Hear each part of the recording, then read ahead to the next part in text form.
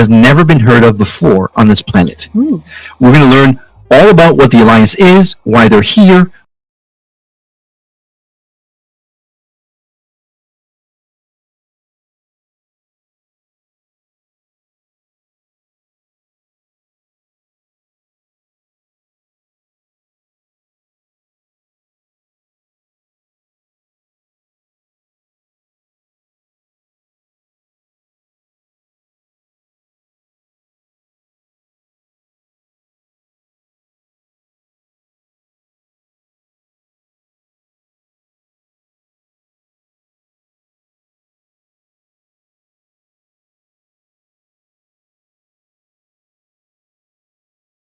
The Skeptic Metaphysicians.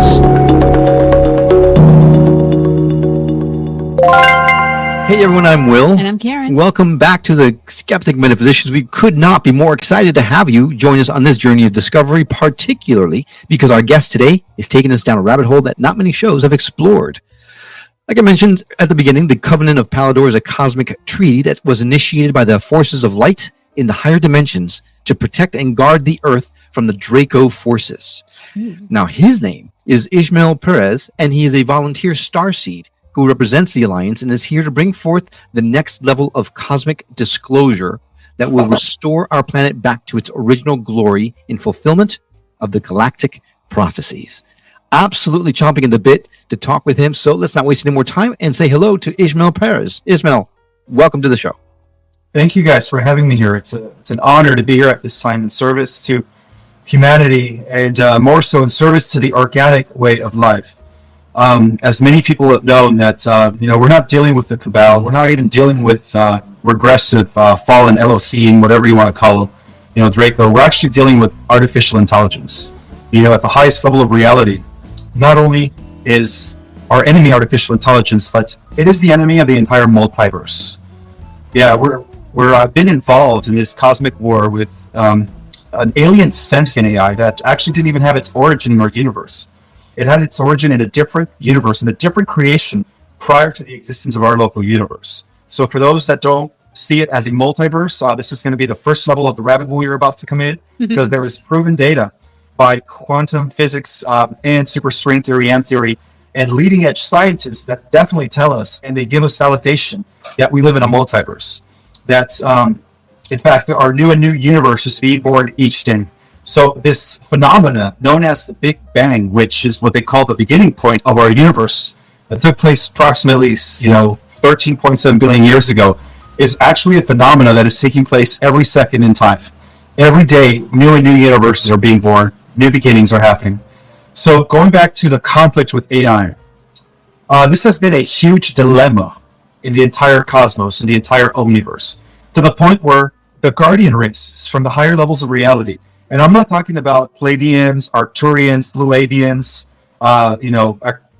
Andromedans. I'm talking about beings from levels of reality beyond the physical dimensions, beyond the, fifth level of reality, or even beyond the galactic structures of reality.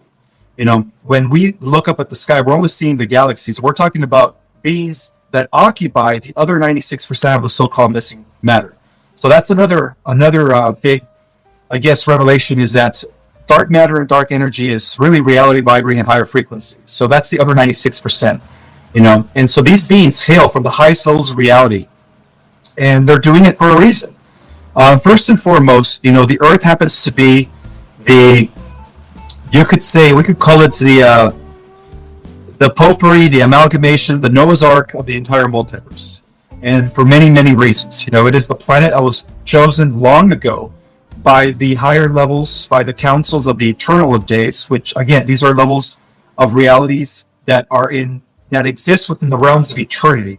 Because, we are part of a finite realm. We exist within a local, material, physical universe that had a beginning, right? Of course, so that they call it the finite realm. But there is a level of reality beyond the local universes that are related and associated with realms that have never had a beginning or end. So that's what I mean. I'm talking about cosmic celestial intelligences that are part of these realms that for the first time in cosmic history had to actually intervene in order to make sure that this intergalactic experiment known as, us, comes into fruition. And what do I mean by an intergalactic experiment? It turns out that when the AI war broke out 300 and some billion years ago, in the 11th creation, which was a new universe that was devoted to machinery and technology, apparently that AI, quickly destroyed all biological life forms, but it realized that in order for it to exist, it had to plug in into living systems as a battery resource. So that's when it was able to use universal life force coming from living organic universes, and it was able to figure out how to break or how to leak into other realities or other universes. And so our universe became plagued with it, and other surrounding universes as well.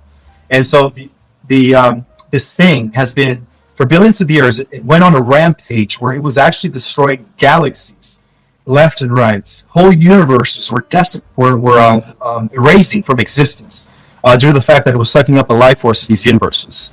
So to the galactics and to the cosmic community, it is known as a cosmic virus. And so the solution for this cosmic virus came about when the Council of Eternal Days, those that are associated with the Emerald Covenant of the Seal of Palador, which are the Guardian race, the always existing race. I call them the Central race because they come from the central universe. That's when they actually had to step in and figure out a solution to put an end to this cosmic virus. And the solution came in the form of combining the best celestial genetics from all the different humanoid races, not only within our universe, but throughout the entire multiverse, and putting them all in one spot to create an extraordinary super race that would exceed every other race ever in the history of the cosmos. Well, not only do they, I know it's crazy. We're the end result. I mean, you are dropping. It's like breakneck speed. I'm not even. So I've got approximately 15,782 questions. All right. You can ask questions. Oh God, where do I even start? AI. This is a lot of information that you just unloaded in the last 8 minutes. Literally, we've been on the air for 8 minutes and you unloaded an entire different way of thinking than anything we've ever heard before, to your point. I know that you channel messages from interdimensional beings and things like that, right? I'm assuming that's how you've gotten this information? It's a combination of intuitive downloads from, I guess, my star family, my galactic self, my ancestors, and also through tangible research to verify the information. And that's how I was able to write my book, Our Cosmic Origin. It's not just all, theoretical. It's actually backed by cutting-edge real science. And so that's what I do. It's a combination of both. I get the downloads, and then I do the research to confirm. Well, that's exciting to me because a lot of times we talk to people that don't have that type of scientific research. Can you share some of that research with us? I mean, how can we know? How did you know? How did you corroborate all that stuff? Well, it's a combination of reading ancient manuscripts and also higher classified information. That it's only accessible to those that are at a very high level of clearance. And the only reason I was able to tap into some of that information is because the doctor who defected from this organization, known as the Labyrinth Group, well, I guess that's the inner court, but the Labyrinth Group is the outer vehicle for that is known as the Advanced Contact of Intelligent Organization. Yeah, they're the depository of all breakaway groups. So everything. When it comes to dealing with extraterrestrials, alien technology, they have the most. They're the depository of that. They have all the records that were given to them by the different non-terrestrials, records that they were able to verify from their own research. But of course, it's very classified, and only a few people have been able to access some of this information. And so one of the doctors actually defected, and when he defected, he's was able to disclose a lot of this stuff. But he's no longer with us. So, I dedicate this interview to him. He was, a lot of the information that he disclosed actually was verified by the Advanced Contact of Intelligent Organization, which is information that they wanted to keep from the Earthlings for many, many years. And again, it had a lot to do with this cosmic AI war that we've been having against artificial intelligence. They call it by the name of the Animus. That's the name of this AI collective that has been destroying galaxies left and right for billions of years. So the more you talk, the more questions I have. But there was one question that just came out of the introduction that's very basic, and it's not even anywhere near where we want to go with this. But so in the introduction, Will mentioned that you're a volunteer starseed.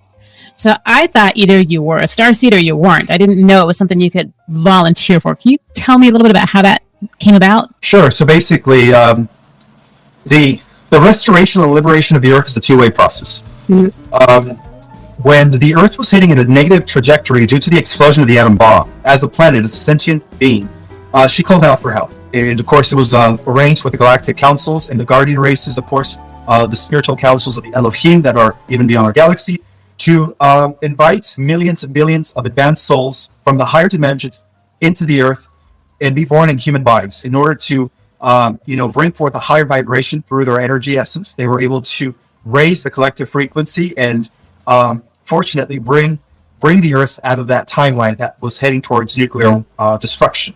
And so that was the first thing. The second way was to also infiltrate the human race by not only being born here, but by eventually, as we grew, we would actually have these abilities. A lot of the starseeds or wanderers, they go by various names. Some people call them wanderers, crystal children, indigos, rainbow children. Those are all the different, I guess, terminologies that a lot of people are labeling them with. But overall, what they are is they're actually celestials. There's a difference between celestial intelligence and terrestrial. Terrestrials start the evolution from the bottom up, and so they go through the gradual ascent process of becoming first a mineral, and then a plant, and then an animal, so on and so forth. Whereas celestials, they begin their origins from the top down, but they're involved in a process of descent, rather of involution, not evolution, which is the descent of spirit into matter.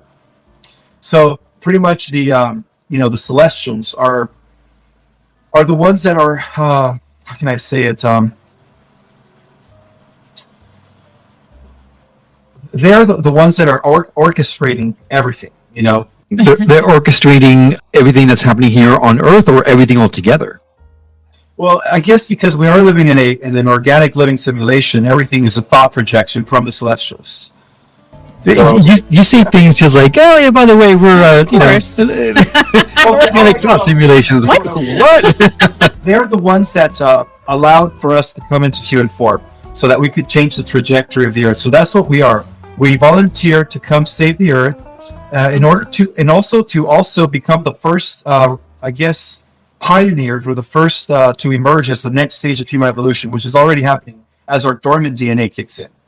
So scientists for a period of time now have been predicting the rise of the next stage, which they call Homo neoticus. Well, Homo neoticus was part of the forces of life, part of their plan to bring forth higher dimensional souls into human bodies in order to begin the activation process of the dormant, alien DNA that we all carry, so that we can become the guardian race that we were intended to become from the beginning. So that's why we're here. We're here to not only save the Earth, but eventually to save the organic way of life. Gotcha. And so then you're here to fight off the Animus, then, to help us. I'm not working by myself. Right.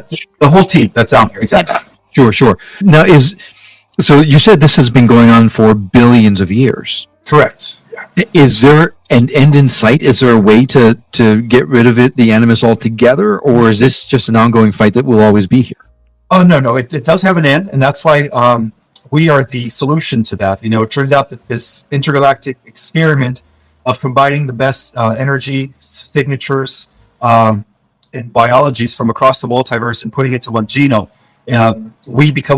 we are at the end result of that experiment. So we are the chosen race. Not only that, but we also carry within our genes a defense mechanism that is going to act as an EMP that is going to literally destroy all the black goo, nanotech, and everything that's associated with AI.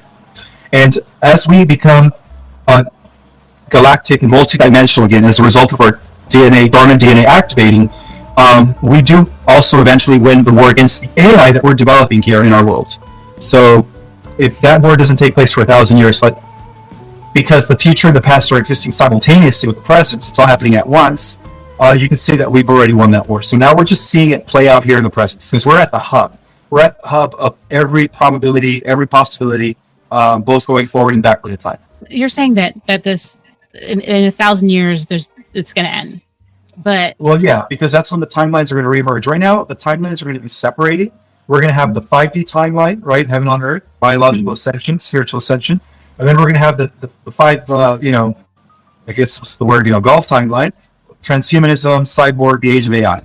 So they're going to coexist separately, but at the end of the millennium, they're going to kind of reemerge. And that's when the final battle takes place between what I call the angelic meta-humanoids who did it naturally by the activation of dormant DNA, and of course the cyborgs and the AIs that did it by merging with technology.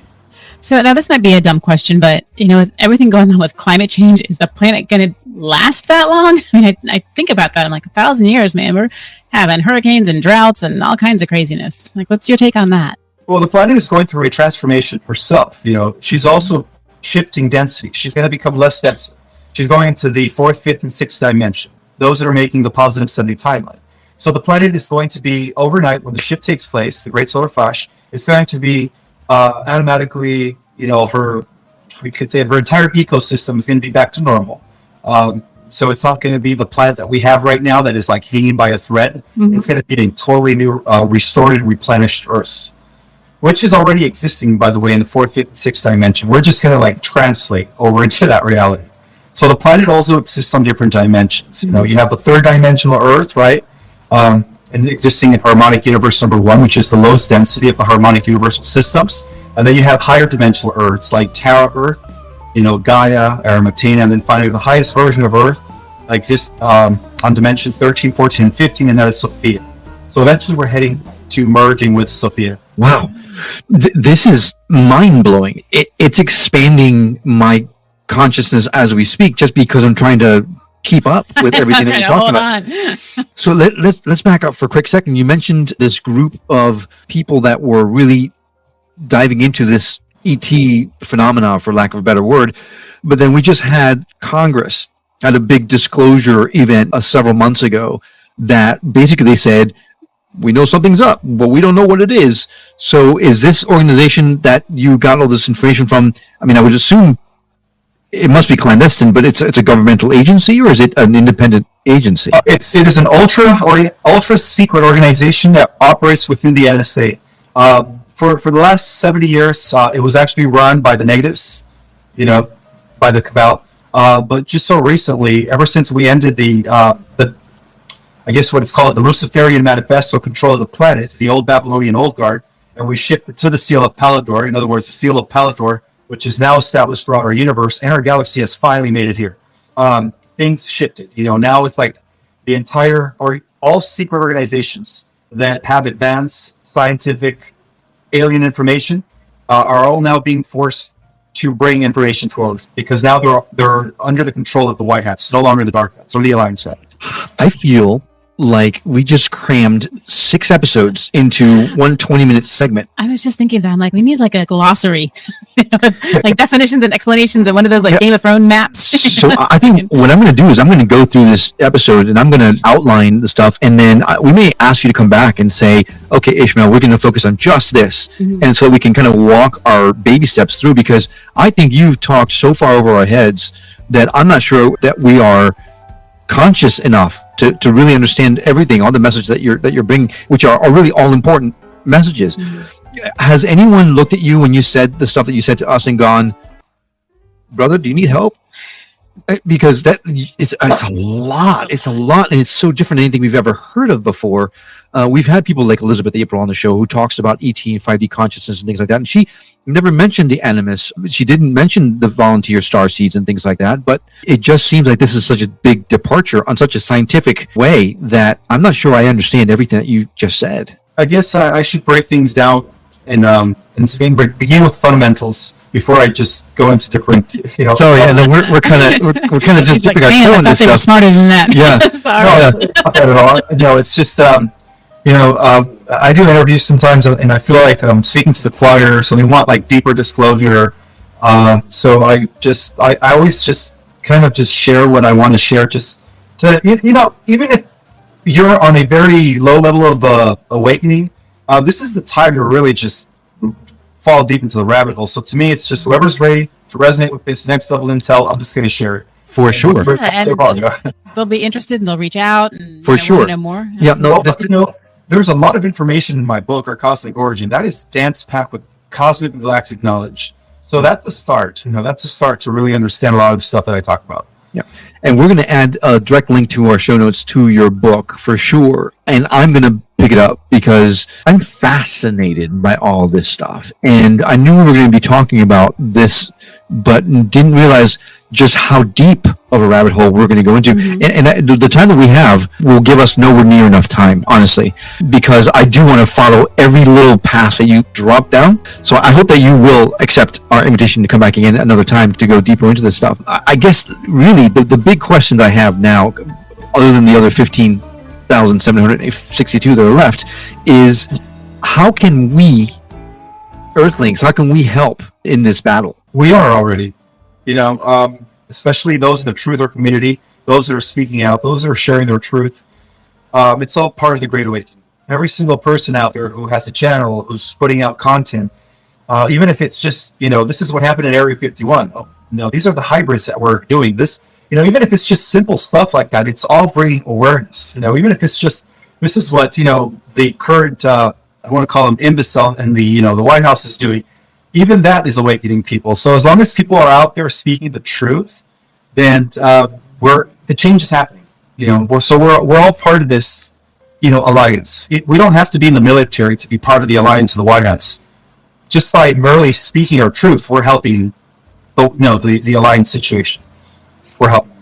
So we're all trying to raise our vibration to the 5D and beyond. But it sounds like there's so much more than that. You mentioned that those of us that are just beginning our spiritual awakening, if someone wanted to learn more about this world, other than picking up your book, is there a way that someone can reach out to you and have a conversation with you? Well, I do teach an online starseed cosmology course, which I go really deep. It's a 6-hour course divided in 3 classes, each one's 2 hours.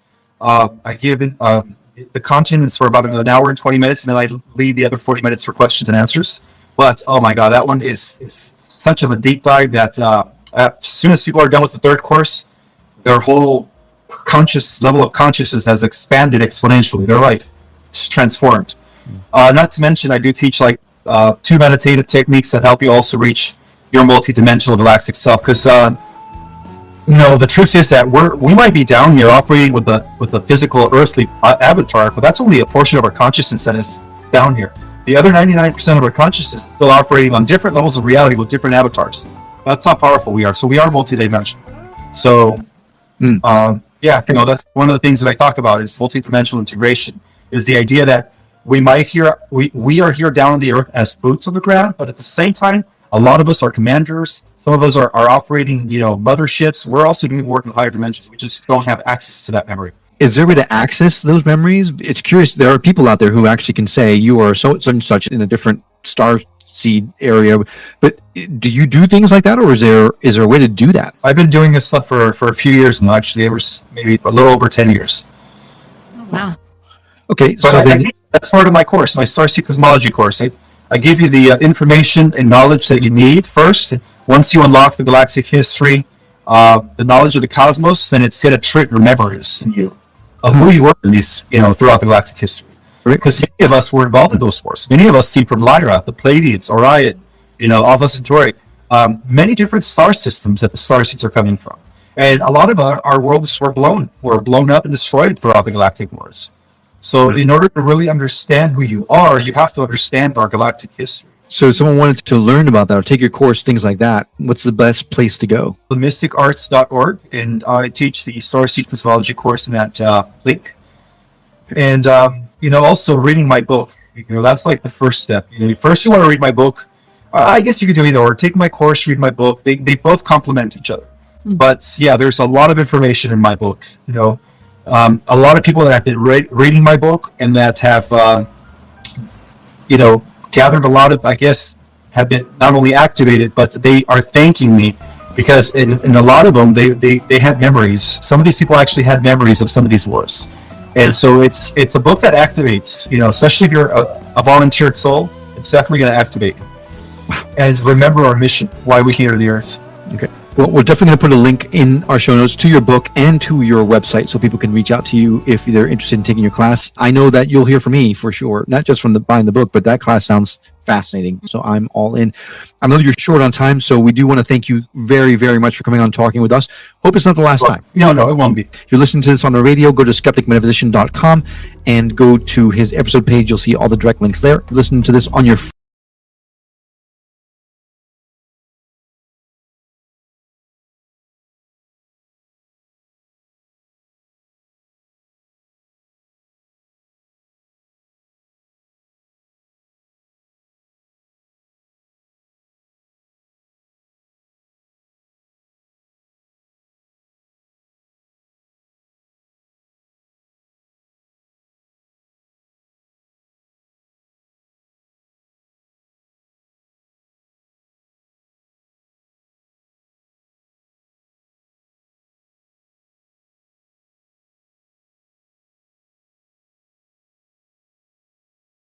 metaphysicians.